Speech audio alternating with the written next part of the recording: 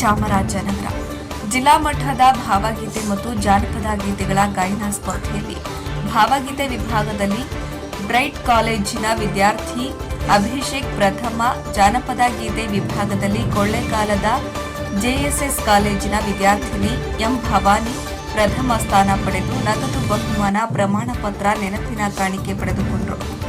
ಭಾವಗೀತೆ ವಿಭಾಗದಲ್ಲಿ ಬ್ರೈಟ್ ಕಾಲೇಜಿನ ವಿದ್ಯಾರ್ಥಿ ಅಭಿಷೇಕ್ ಪ್ರಥಮ, ಕೊಳ್ಳೇಗಾಲ ಜೆಎಸ್ಎಸ್ ಕಾಲೇಜಿನ ಪ್ರಜಿತಾ ದ್ವಿತೀಯ ಸ್ಥಾನ, ಚಾಮರಾಜನಗರ ಜೆಎಸ್ಎಸ್ ಕಾಲೇಜಿನ ಪೂರ್ಣಶ್ರೀ ತೃತೀಯ ಸ್ಥಾನ ಹಾಗೂ ಸಿಮ್ಸ್ ಬೋರಮ್ಮ ಭೂ ಹಂಗರಗಿ ಸರ್ಕಾರಿ ಪಾಲಿಟೆಕ್ನಿಕ್ ಕಾಲೇಜಿನ ಎಸ್ ದೀಪಾ, ಮನೋನಿಧಿ ನರ್ಸಿಂಗ್ ಕಾಲೇಜಿನ ಮೇಘನಾ, ಗುಂಡ್ಲುಪೇಟೆ ಸರ್ಕಾರಿ ಪ್ರಥಮ ದರ್ಜೆ ಕಾಲೇಜಿನ ನಿಂಗರಾಜು, ಕೊಳ್ಳೇಗಾಲ ಜೆಎಸ್ಎಸ್ ಕಾಲೇಜಿನ ಸ್ಪಂದನ ಸಮಾಧಾನಕರ ಬಹುಮಾನವನ್ನು ಪಡೆದರು. ಜಾನಪದ ಗೀತೆ ವಿಭಾಗದಲ್ಲಿ ಕೊಳ್ಳೇಗಾಲದ ಜೆಎಸ್ಎಸ್ ಕಾಲೇಜಿನ ವಿದ್ಯಾರ್ಥಿನಿ ಎಂ ಭವಾನಿ ಪ್ರಥಮ, ಚಾಮರಾಜನಗರ ಜೆಎಸ್ಎಸ್ ಕಾಲೇಜಿನ ತಸ್ಲಿಂ ದ್ವಿತೀಯ, ಸೇವಾ ಭಾರತಿ ಶಾಲೆಯ ನಯನ ತೃತೀಯ ಹಾಗೂ ಸಂತ ಫ್ರಾನ್ಸಿಸ್ ಶಾಲೆಯ ಐಶ್ವರ್ಯ ಲಕ್ಷ್ಮಿ, ಹನೂರು ಜಿಎಫ್ಜಿಸಿ ಎಂ ಸುಗಂಧ, ಕೆ ಅರ್ಷಿಯಾ, ಸೇವಾ ಭಾರತಿ ಶಾಲೆಯ ಅಂಜಲಿ, ಕೊಳ್ಳೇಗಾಲ ಜೆಎಸ್ಎಸ್ ಪೂರ್ಣಿಮಾ ಸಮಾಧಾನಕರ ಬಹುಮಾನವನ್ನು ಪಡೆದರು. ನಗರದ ವರನಟ ಡಾಕ್ಟರ್ ರಾಜ್ಕುಮಾರ್ ರಂಗಮಂದಿರದಲ್ಲಿ ಜ್ಞಾನದೀಪ ಟ್ರಸ್ಟ್ ವತಿಯಿಂದ ನಡೆದಂತಹ ಜಿಲ್ಲಾ ಮಟ್ಟದ ಭಾವಗೀತೆ ಹಾಗೂ ಜಾನಪದ ಗೀತೆಗಳ ಗಾಯನ ಸ್ಪರ್ಧೆ ಸಮಾರೋಪ ಸಮಾರಂಭದಲ್ಲಿ ವಿಜೇತ ಸ್ಪರ್ಧಿಗಳಿಗೆ ಗಣ್ಯರು ಬಹುಮಾನವನ್ನು ವಿತರಿಸಿದರು. ಬಹುಮಾನ ವಿತರಿಸಿದ ವಕೀಲರು ಗ್ರೀನ್ ಪ್ಯಾಲೇಸ್ ಹೆರಿಟೇಜ್ ಗ್ರೂಪ್ ವ್ಯವಸ್ಥಾಪಕ ನಿರ್ದೇಶಕ ಎಚ್.ಆರ್. ನಾರಾಯಣ ಮಾತನಾಡಿ, ಜ್ಞಾನದೀಪ ಟ್ರಸ್ಟ್ ಅಧ್ಯಕ್ಷರು ನಗರಸಭಾ ಸದಸ್ಯ ಆರ್.ಪಿ. ನಂಜುಂಡಸ್ವಾಮಿ ಪ್ರಾಸ್ತಾವಿಕವಾಗಿ ಭಾಷಣ ಮಾಡಿದರು. ಹಿಂದೂ ಸಮಾಜ ಮುಖಂಡ ಶ್ರೀಕಂಠಮೂರ್ತಿ, ನಗರಸಭಾ ಸದಸ್ಯ ಎಂ. ಮಹೇಶ್, ಕಾಂಗ್ರೆಸ್ ಮುಖಂಡ ಆರ್. ಮಹದೇವು ಮಾತನಾಡಿದರು. ಸನ್ಮಾನ ಮೈಸೂರು ಶ್ರೀ ಧರ್ಮಸ್ಥಳ ಮಂಜುನಾಥ ಮಹಿಳಾ ಮಹಾವಿದ್ಯಾಲಯದಲ್ಲಿ 25 ವರ್ಷಗಳ ಕಾಲ ಸಹಾಯಕ ಪ್ರಾಧ್ಯಾಪಕಿಯಾಗಿ ಸೇವೆಯನ್ನ ಸಲ್ಲಿಸುತ್ತಿರುವ ಅನಿತಾ ಪಿ. ಜಯರಾಮ್ ಅವರನ್ನ ಜ್ಞಾನದೀಪ ಟ್ರಸ್ಟ್ ವತಿಯಿಂದ ಸನ್ಮಾನಿಸಲಾಯಿತು.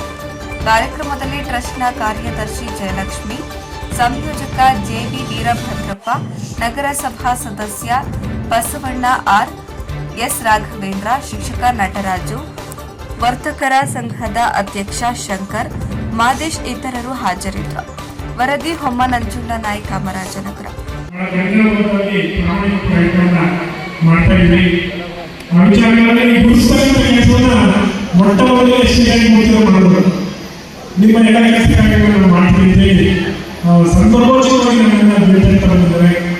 ಈ ಸಂಸ್ಥೆ ಚಾಮರಾಜನಗರದಲ್ಲಿ 2 ಆಯಾಮಗಳಲ್ಲಿ ಮೊಟ್ಟೆ ಪುಸ್ತಕಗಳಿಗೆ ಇಚ್ಛೆ ಮಾಡ್ತಾರೆ.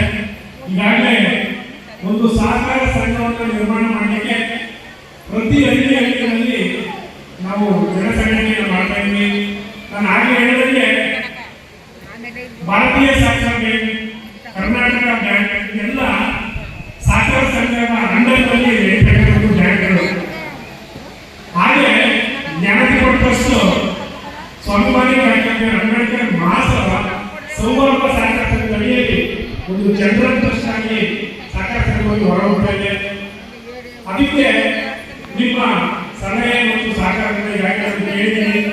ನಿಮ್ಮ ಆಯೋಜನೆ ಮಾಡಬೇಕಂತ ತೀರ್ಮಾನ ಮಾಡಿದ್ವಿ. ಇದು 3ನೇ ಘಟ್ಟ, ಬಹಳ ಯಶಸ್ವಿಯಾಗಿ ಈ ಕಾರ್ಯಕ್ರಮ ಮುಗಿ ಬಂದಿದೆ. ಕಾರ್ಯಕ್ರಮದಲ್ಲಿ ಆಸಕ್ತರಾಗಿರ್ತಕ್ಕಂಥ ಹಿರಿಯರುಗಳಾದಂಥ ಗ್ರೀನ್ ಪ್ಯಾಲೇಸ್ ಹೆರಿಟೇಜ್ನ ಎಂಡಿಗಳು ಆದಂಥ ನಾರಾಯಣ ಸರ್ ಅವರೇ ಹಾಗೂ 2 ದಿನಗಳ ಕಾಲ ಈ ಕಾರ್ಯಕ್ರಮವನ್ನು ತೀರ್ಮಾನವಾಗಿ ಬಂದು ಈ ಕಾರ್ಯಕ್ರಮದಲ್ಲಿ ಅತ್ಯಂತ ಪ್ರಾಮಾಣಿಕವಾಗಿ ಕೆಲಸವನ್ನು ನಿರ್ವಹಿಸಬೇಕಂತ ನನ್ನ ಶಿಕ್ಷಣ ಸಂಸ್ಥೆಯ ನನ್ನ ಶಿಕ್ಷಕಿಯರಾಗಿದ್ದರು ಶಶಿಕಲಾ ಹಾಗೂ ರಾಷ್ಟ್ರವಾಗಿ ನಮ್ಮ ಲೇಖಿಸುವಂತ ಸೇವೆಗಳನ್ನು ವಿದ್ಯಾರ್ಥಿ ಬಂಧುಗಳೇ, ವಿದ್ಯಾರ್ಥಿನಿಯರೇ, ತಾಯಿಯರೇ, ಹಿರಿಯರೇ, ಚಾಮರಾಜನಗರ ಜಿಲ್ಲೆ ಡಾಕ್ಟರ್ ರಾಜ್ಕುಮಾರ್ ಅವರನ್ನ ಕೊಟ್ಟಂತ ಒಂದು ಜಿಲ್ಲೆ. ಭಾವಗೀತೆ ಒಂದೇ ಅಲ್ಲ, ಎಲ್ಲ ತರದಲ್ಲೂ ಕೂಡ ಕಲೆಗಳಿಗೆ ಮೆರುಗನ್ನು ಹಿಡಿದಿರ್ತಕ್ಕಂಥ ಒಂದು ಜಿಲ್ಲೆ. ತನ್ನದೇ ಆದಂತಹ ಶ್ರೇಷ್ಠತೆಯನ್ನು ಉಳಿಸಿಕೊಳ್ತಕ್ಕಂಥ ಒಂದು ಜಿಲ್ಲೆ. ಕೆಲವು ಸಂದರ್ಭಗಳಲ್ಲಿ ಇಲ್ಲಿ ಮುಖ್ಯಮಂತ್ರಿಗಳೇ ಬಂದಿಲ್ಲ, ಈಗ ಧೈರ್ಯ ಸಿಕ್ಕಿದೆ. ಎಲ್ಲ ರಾಜಕಾರಣಿಗಳು, ಮುಖ್ಯಮಂತ್ರಿಗಳು ನಾನು 1980ರಲ್ಲಿ ವಿದ್ಯಾಸಂಸ್ಥೆಯನ್ನು ನಾನು ತೆರೆದಿದ್ದೆ. ಮೈಸೂರಿನಲ್ಲಿ ಇವತ್ತು ಒಂದು ನರ್ಸರಿ, ಪ್ರೈಮರಿ, ಕನ್ನಡ ಮಾಧ್ಯಮ, ಇಂಗ್ಲಿಷ್ ಮಾಧ್ಯಮ ಎಲ್ಲ ಶಾಲೆಗಳನ್ನು ಮಾಡಿದೆ.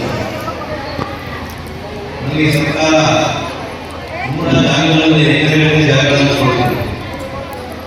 ನಂಜನಸ್ವಾಮಿ ಇವತ್ತು ಬಹಳ ಅದ್ಭುತವಾದ ಕಾರ್ಯಕ್ರಮಗಳನ್ನು ನಾನು ನೋಡ್ತಾ ಇದ್ದೀನಿ. ಅವರ ಕಾರ್ಯಕ್ರಮಗಳನ್ನು ಇಲ್ಲಿಯ ಈ ನಾಡಿನ ಜನಕ್ಕೆ ಒಂದೊಂದು ವಿವಿಧವಾದ ಕಾರ್ಯಕ್ರಮಗಳನ್ನು ಕೊಡ್ತಾ ಬಂದಿದೆ. ಅವರಿಗೆ ಪ್ರೋತ್ಸಾಹ ಸಿಗಬೇಕು. ನಮ್ಮ ನಾಯಕರಲ್ಲಿ ಏನಿದೆ ತಾವೆಲ್ಲ ಒಂದು ಸಹಕಾರದಿಂದ ಅವರಿಗೆ ಸರ್ಕಾರದಲ್ಲಿ ಒಂದು 5 ಎಕರೆ ಜಾಗ ಕೊಡ್ತಕ್ಕಂಥ ಒಂದು ಪ್ರಯತ್ನವನ್ನು ಮಾಡಬೇಕು ಅಂತ ಹೇಳ್ಬೇಕು. ವಿದ್ಯಾಸಂಸ್ಥೆಯನ್ನು ತಲುಪಿಸೋದು ಇವತ್ತು ಉತ್ತಮವಾದ ಜಾಗ ಇದೆ, ಮಕ್ಕಳುಗಳಿಗೆ ಒಳ್ಳೆ ವಾತಾವರಣ ಸಿಗುತ್ತೆ. ಈ ಕೂಡ ಒಳ್ಳೆಯ ಒಂದು ವಿದ್ಯಾಸಂಸ್ಥೆ ಮಾಡಿದ್ದಾರೆ. ಆ ವಿದ್ಯಾಸಂಸ್ಥೆಗೆ ನಾನು ಕೂಡ ಭೇಟಿ ಮಾಡಿದ್ದೀನಿ. ಹೆಚ್ಚಿನ ರೀತಿಯಲ್ಲಿ ಚೆನ್ನಾಗಿ ಒಳ್ಳೆ ಆಸಕ್ತಿಯಾಗಿ ಕೆಲಸ ಮಾಡ್ತಕ್ಕಂಥ ಶಿಕ್ಷಕ ಸಮುದಾಯ ಇದೆ. ಇವತ್ತು ಯಾವುದೂ ರಾಜ್ಯದವರು ತಿಂಗಳಾಗದೇ ಇರತಕ್ಕಂಥ ಒಂದು ವಸ್ತು ಅಂದರೆ ಅದು ವಿದ್ಯೆ. ಮಕ್ಕಳು ಸಾವಧಾನದಿಂದ ದಯವಿಟ್ಟು ಕೇಳಬೇಕು.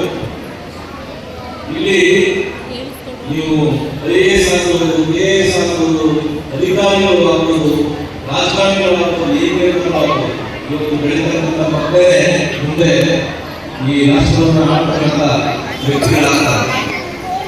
ಅದರಿಂದ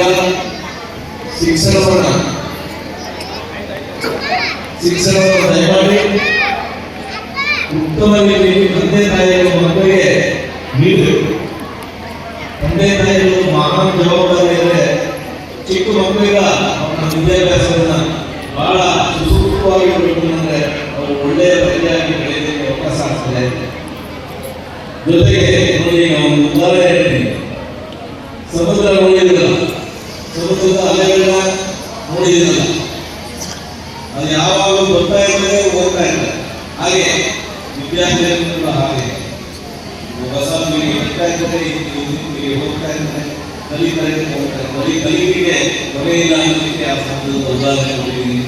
ದಯವಿಟ್ಟು ಹೆಚ್ಚಿನ ರೀತಿಯಲ್ಲಿ ವಿದ್ಯಾಭ್ಯಾಸಕ್ಕೆ ಗಮನ ಕೊಡಬೇಕು.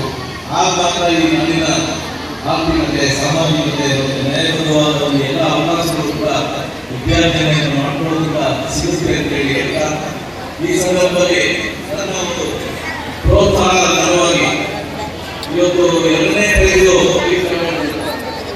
5,000 ಇದರ ನಮ್ಮ ಗ್ರೀನ್ ಪಾರ್ಟಿ ಸೆಕ್ರೆಟರಿ ಕಂಪನಿಯಿಂದ ನಾನು 2ನೇ ಖರೀದು 5,000 ರೂಪಾಯಿಯನ್ನು ನಮಗೆ ನಂಜನಸ್ವಾಮಿ ಅವರ ಒಂದು ಖರ್ಚಿಗೆ ಕೊಡ್ತಾ ಇದ್ದೀನಿ. ಎಲ್ಲರೂ ಕೂಡ ಆರ್ಥಿಕವಾಗಿ ಸುಲಭವಾಗಿ ಒಂದು ಸಂಸ್ಥೆಯನ್ನು ಬೆಳೆಸಬೇಕು, ಅದು ಉಳಿಯಬೇಕು. ಅದು ನಿರಂತರವಾಗಿ ನಾವು ಮುಂದಿನ ಪೀಳಿಗೆಗೆ ಉತ್ತಮವಾದ ಒಂದು ಸಹಕಾರ, ಪ್ರೋತ್ಸಾಹ ಸಿಗಬೇಕು ಅಂತ ಹೇಳಿ ಎಲ್ಲರೂ ಕಾರ್ಯಕ್ರಮದ ಅರ್ಥದಲ್ಲಿ ಹೋಬಳಿಕೆಯವರನ್ನು ಇಟ್ಕೊಂಡು ಮೊದಲ ಹಂತದಲ್ಲಿ ಶಾಲೆಯನ್ನು ತೆರೆಯುವ ಮುಖಾಂತರ ಆ ಭಾಗದಲ್ಲಿ ಮಕ್ಕಳಿಗೆ ಇಂಗ್ಲಿಷ್ ಮಾಧ್ಯಮದ ಶಿಕ್ಷಣವನ್ನು ಕೊಡುವ ಮುಖಾಂತರ ಪಾದಾರ್ಪಣೆಯನ್ನು ಮಾಡಿ ಈಗ 5 ವರ್ಷಗಳನ್ನು ಪೂರೈಸಿ 6ನೇ ವರ್ಷಕ್ಕೆ ಕಾಣಿಸಿದೆ. ಈ ಸುಸಂದರ್ಭಗಳಲ್ಲಿ ನಾವು ಚಾಮರಾಜನಗರ ಪರಿಸರವನ್ನು ಸರಿಪಡಿಸಬೇಕು ಅಂತ ಹೇಳಿ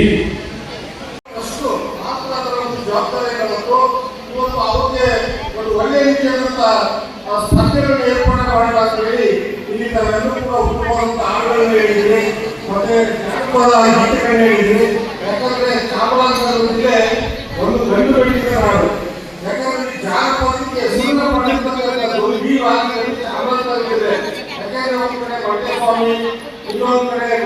ಸಿದ್ದೇಶ್ವರ, ಇನ್ನೊಂದು ಕಡೆ ಬಿಳಿಗಂಗರಾಜ ಸ್ವಾಮಿ, ಹೀಗೆ ನಡೆದಾಡುವ ದೇವರುಗಳೇ ನಮ್ಮ ಈ ಭಾಗದಲ್ಲಿ ಕಾಣ್ತೇವೆ. ಅಂತ ಒಂದು ಸಂದರ್ಭದಲ್ಲಿ ಒಂದು ಉತ್ತಮವಾದಂತ ತಮ್ಮಲ್ಲಿರ್ತಕ್ಕಂಥ ಮಕ್ಕಳಲ್ಲಿರ್ತಕ್ಕಂಥ ಕಲೆಯನ್ನು ಹೊರತರಲಿಕ್ಕೆ ಒಂದು ಜ್ಞಾನಪೀಠ ಟ್ರಸ್ಟ್ ಬಹಳ ಉತ್ತಮವಾಗಿ ಕೆಲಸ ಮಾಡಿದೆ. ಅದರ ಕಾರ್ಯದರ್ಶಿಯಾಗಿ ಶ್ರೀಮತಿ ರಂಜಿತ್ ಸ್ವಾಮಿ ಅವರು ಕೂಡ ಬಹಳ ಉತ್ತಮವಾದಂತ ಕೆಲಸಗಳನ್ನ ಮಾಡಿದ್ರಿ. ಜೊತೆಗೆ ಶಿಕ್ಷಕರು ನನಗೂ ಒಂದ್ಸರಿ 15 ಕಾರ್ಯಕ್ರಮ